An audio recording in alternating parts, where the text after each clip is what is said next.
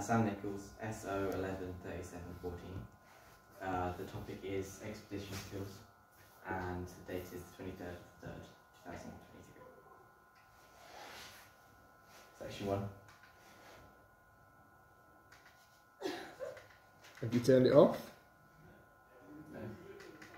Give it a click on the mouse first, then it might work.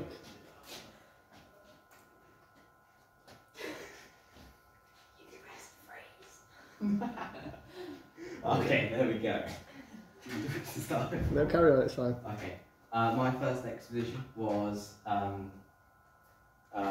group of people led by Captain Robert Scott, who tried to traverse across Antarctica in 1912. Unfortunately, they all died because of the lack of food, scurvy, leaky fuel pans, and other insufficient equipment, and misunderstood orders and miscommunication. Insufficient food. Food was something essential for any expedition. Food must be planned for and organised, as well as food that has an additional value in it, which the body needs, and a variety of issues can arise when the human body doesn't get the right amount of food and nutrients. This would not have been a factor to their failure and death if there had been more food packed for the 5 members and had organised it well enough for it to last them all until they had completed the expedition.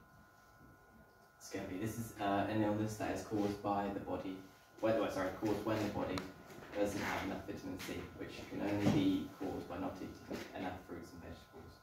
Linking to the factor above, meaning that the team didn't have enough food with them for it to last the entire expedition. This would not have been a factor if there had been enough food for the 5 team members and had a high nutritional value, so it gave them, their bodies, plenty of energy to complete the expedition. Leaky fuel cans. This factor is to do with transport the team had decided to use for their expedition. They decided to use motor tractors for their journey to the South Pole. However, due to the cans storing the fuel being faulty and leaky, they had to abandon the motor tractors and traverse the Antarctic without them. This would not have been a factor to the team's demise if the cans had been checked and tested for any leaks, as well as the material of the cans, which may not have been the best and most effective for the weather conditions that would have been present during the expedition. Misunderstood orders. This factor is regarding the communication between the five people in the expedition and the group of people the team was supposed to be meeting halfway through the expedition, so the team could resupply on food, water, and other supplies. However, due to last-minute changes of plans and miscommunication, the resupply was delayed. This would not have been a factor to the team's unfortunate travels if there had been more of a developed and effective communication method between the 5 team members and a group of people that were supposed to be meeting halfway through. What is your next slide, just before I ask a question? This is my present example. No, carry on. So carry on. Yeah. Carry on, yeah, I'm happy. Okay. My present example is the expedition in 2017. I didn't actually write it down, in fact. 2017, I believe it was, where the Iron Maidens completed the 370-mile walk across Antarctic. This was 6 British soldiers being the first all-female group to complete this type of expedition, using nothing but their 100% muscle and determination. The factors that aided the group's expedition were sufficient equipment, sufficient food, effective physical preparation, and determination and will. Sufficient equipment. This was an important factor to the success of the expedition because of how the team had packed the equipment that would be necessary for the expedition, considering the weathers and terrain that they may have faced. Unlike Robert Scott's expedition, where equipment had been damaged due to the weather and the team faced, leading to the equipment being unusable and abandoned during the expedition. Sufficient food. This was an important factor because of how the food had been planned and organised for the team, so it was effective in giving the right amount of nutrients and energy that would help the team members complete the large sessions of walking they had to do each day. Whereas it was the opposite that happened during Robert Scott's expeditions, where the food was organised and packed. Wasn't organised and packed enough that the team members got scurvy from the lack of food. Effective physical preparation. This was an important factor because of how each of the team members had prepared for the living conditions they would have to deal with, as well as prepare for the physical work they would have to do every single day while on the expedition. However, Robert Scott's team did not prepare for the living conditions or physical work they would have to do during the expeditions, which must have been reasons as to why the team struggled so much and failed, obviously. Determination will. This was an important factor because of how each member supported each other during the expedition and how they were there for each other always and not letting anyone quit. Being there and supporting one another was a good boost of determination for the entire team to keep going and not quit. This most likely wouldn't have happened in Robert Scott's team because of how mentioned are not very supportive, meaning it's not likely the team began to give up meaning it's likely the team began to give up and accepted their fate towards the end of the expedition. Ready? I'm happy, mate, thank you. My second past example is expedition attempted by George Mallory and Andrew Irvine in 1924, where they tried to climb to the summit of Everest. They both died in this expedition for unsuitable equipment, no technology, and very unlucky weather. Unsuitable equipment. This factor is regarding the specific type of conditions that would have been a hindrance during the trip up the mountain, such as oxygen levels. Without good amount of oxygen coming from the containers, then the lack of oxygen that would have made it harder for Mallory and Irvine to climb, since oxygen is something essential for the human body for multiple functions, e.g. blood flow, muscular strength, and muscular endurance. This would not have been a factor if there was a way to give them both a more suitable supply of oxygen while they were climbing higher and higher, which would have aided their abilities to climb against the weather and winds. No technology. This was a factor regarding the fact that the lack and underdeveloped technology that Mallory and Irvine had to use for their expedition. The technology that they had during that time would not have been as helpful because of how they were not able to predict what the weather was going to be like during their climb. They just had to risk it. This would not have been a factor if they had some way of predicting what the weather was going to be like during their climb, which would have influenced when they would have started climbing, which would have led to them possibly not dying or failing the expedition. Unlucky weather. This was a factor towards the pair's unfortunate demise because of how there was a serious and dangerous storm that took place while they were climbing, which would have made it more difficult for them, both because of how it hindered their sense of direction, as well as it making it harder for them to climb while persisting against the strong winds. This factor this factor cannot really be changed or improved because of how the weather can't be controlled. However, if the weather was less harsh, then it would have been less of a factor towards the pair's failed expedition.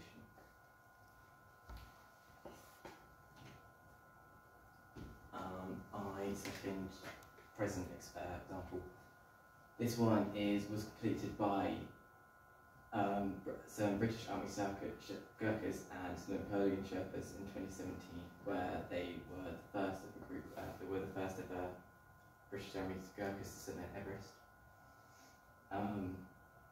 Their trip was cancelled 2 years prior because of avalanches, so they decided to go help and give humanitarian aid to the areas affected, which most likely aided them because they gave them 2 years more preparation. The factors that led to their success was sufficient preparation, effective route planning, developed technology, and team members' skills. This sufficient preparation. This factor was to the expedition's success This was a factor to the expedition's success because of how there was time and effort put into the resources that were being used, as well as preparation for the team members due to the fact that Napoleon Sherpas, part of their team, who are known for their skill in mountaineering. However, this contrasted to Mallory and Irvine's expedition because of how there was only 2 of them who didn't have as much experience in mountaineering, which would have been a hindrance during their expedition.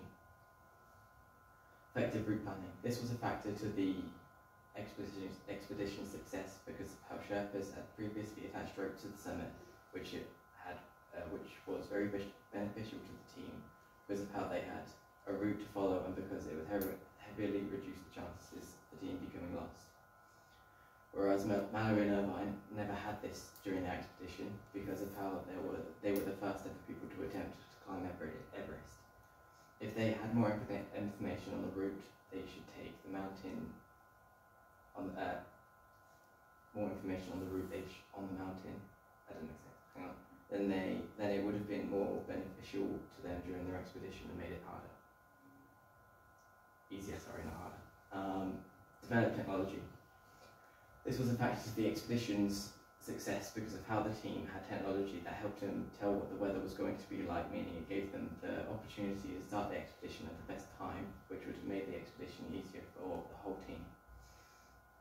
However, this was not the case in Mallory and Irvine's situation because of how they had no way of telling what the weather was going to be like, and during the expedition, meaning they were not able to time their expedition and they just had to risk it and hope the weather was going to be okay, and in their favour. Team members' skills. This was a factor to the expedition's success because of how there were team members who were skilled in mountaineering, meaning they would have relevant experience and skills that would have been beneficial to themselves and the team and made the expedition easier. This, however, was nearly the opposite for Mallory and Irvine's expedition because of how neither of them had mountaineering experience and because of how they were the only two of them for the whole expedition. Section 2. Expeditions are very important for a lot of reasons and important for a variety of people and communities as well as the public services. This could be because of the purpose of the expedition or because of who was taking part in the expedition. The armed service in particular spend a large amount of money and time investing in large-scale expeditions which have various aims and objectives. For example, the Ice Maidens, were female British soldiers, meaning that not only did it show off the British Army off, it also showed off that women can do the same thing that men have done before, which break down boundaries and stereotypes about the female demographic in the British Army. Expeditions aren't only important to the public services, but they're important to charities, organisations, communities, specific demographics and families. The importance does depend on the purpose of the expedition. For example, if an expedition's purpose was to raise a donation to a charity, then it would be important to the charity and those part of it, as well as those who are aided by the charity and the community that the charity may be based in.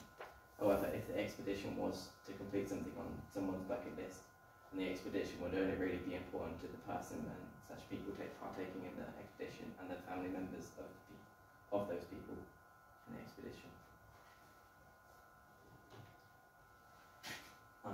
Advantages and disadvantages are different types of expeditions. The type of expedition can influence a lot of things regarding the importance and popularity and overall purpose. Each type of expedition has individual positives and negatives. Individual. This type of expedition is where there is only one person taking part, which will most likely mean that they are the only one planning and organising everything, as well as funding the expedition, which can be both seen as a negative advantage and disadvantage because of how the person partaking would get independence and not need to rely on anyone. But depending on the expedition, they may need to rely on someone because it may be beneficial to them for the expedition and during it and everything. The group. This type of expedition is where there is more than one person taking part in an expedition, meaning it will most likely be multiple people funding it and organising it. This can be seen more as a disadvantage because of how it increases the chance of miscommunication between the team as well as conflict/disagreements, but can also be seen as an advantage because of how each team member can rely and support one another before and during the expedition. Corporate. This type of expedition is where a business funds the expedition for a group of people. This can be seen as an advantage because of how the team partaking in the expedition won't have to worry about funding it and will only have to worry about planning for it and the preparation towards the expedition. Student. This type of expedition is where A student may want a gap year to complete an expedition before they commit to a full-time education. This can be seen both as an advantage because of how the student gets to live their life for a year and travel and complete things on their bucket list, for example. However, this can also be seen as a disadvantage because of how the student will have to do all the planning and organising, meaning they will most likely have to fund it with money they may not have.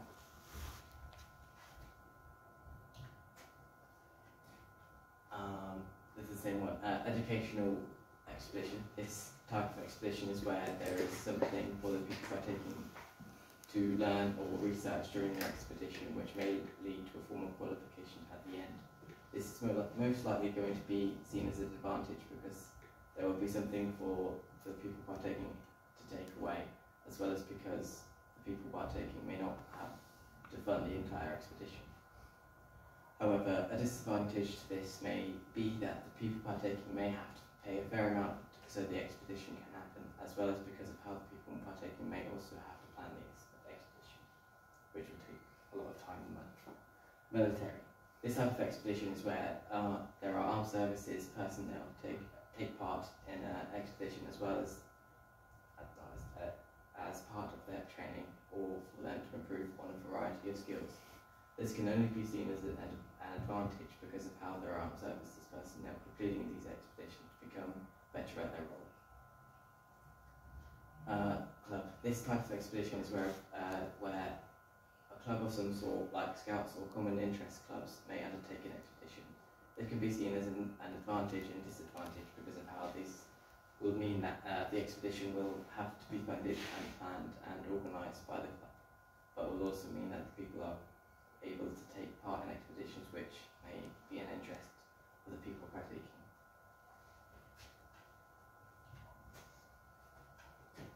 Factors that have led to the development of expeditions. There are a variety of factors that have led to the tremendous development in expeditions. These are technology, media, and learning from failed expeditions.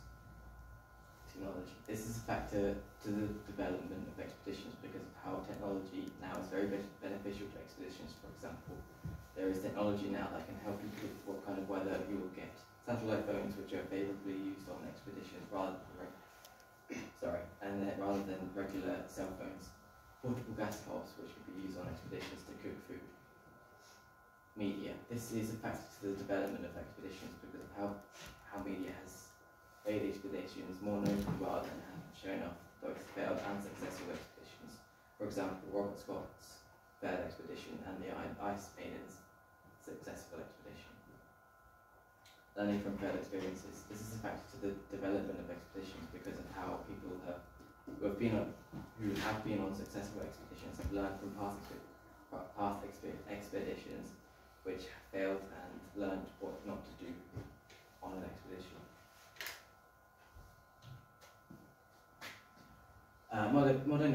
Modern technology that would have changed the outcome of past expeditions. Technology has been a massive development to expeditions, and the reason as to why they were successful. The improvement in technology has now meant it's very beneficial before and during the expedition. For example, there is now technology that helps predict what the weather will be like, meaning the people partaking will be able to plan the expedition, making it easier for them because of the nice weather. Another example of technology benefiting from the preparation and organisation of expeditions is the transport that is available before and during the expedition in case it is needed for emergencies. Technology nowadays would have been a major advantage to expeditions in the past. It could mean that the chances of the expeditions being successful would have considerably increased and greatly reduced the outcome of Robert Scott's Antarctica expedition and Mallory Irvine's Everest expedition because of how they would have had the technology to stay alive and complete the expeditions they set out to do. There's also a variety of technology that has been developed during the expedition, during the expedition, which is a major advantage to people partaking because of how it helps them adjust to the living conditions and makes it easier for them during the expedition. For example, tents have been improved marginally for expeditions, which are a major advantage to the expeditions. that take a longer amount of time and the expeditions with a larger amount of people because of how it helps the people partaking, how it helps keep the people partaking safe from the potential weathers they may face, and because of how it gives them a safe area to sleep, which is something essential that everybody needs. Another example of the developed technology that could be used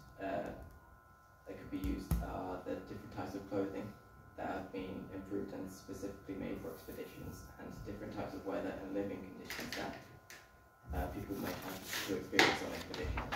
The technology that is available in this day and age would have been massively beneficial to the past and failed expeditions, such as Robert Scott's and Mallory Irvine's expeditions, because how it would have made it easy for them to make and majorly increase the chances of the teams completing their expeditions without any tests.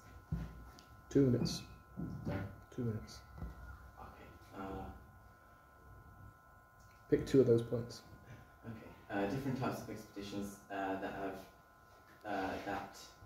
different levels of suitability depending on their purpose. Location. This can change the level of suitability because of how the location will have to be in a good enough condition for humans to be able to go there, even if it means that it has the very basic needs such as water access and a reliable oxygen supply, for example. Transport. This can change the level of suitability before and during the expedition because of how it depends on the location of the expedition and what the transport would the transport that will be used during the expedition. For example, they will most likely have to travel to the location of the expedition and decide what for the transport they will be using during the expedition. Expeditions and their main aims and purposes. Install them. Just do the bottom 2 paragraphs. Entertainment. This could be the reason why someone would want to complete their expedition, because of how they like the sounds of it, as well as because they wanted to experience something like an expedition. Overall, expeditions take place for multiple reasons with a multiple purposes, meaning that expeditions aren't just a total waste of time, as well as meaning that chances are that there is something that can be gained from going on an expedition, whether it be a new skills, qualification, or even just bragging rights. Thank you for listening to me waffle at expeditions. I will now ask questions that you may have.